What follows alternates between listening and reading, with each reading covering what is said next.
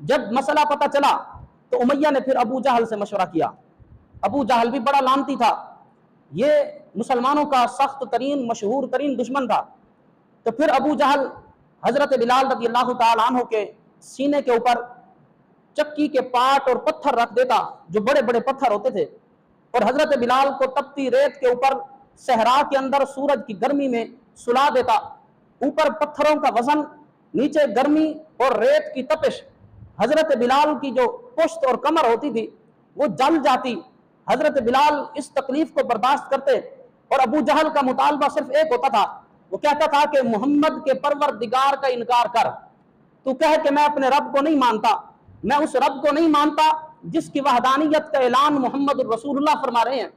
لیکن حضرت بلال رضی اللہ تعالیٰ عنہ اس عالم میں بھی چکی کے بڑے بڑے پتھروں کے نیچے سے حضرت بلال رضی اللہ تعالیٰ عنہ یہ صدائیں لگاتے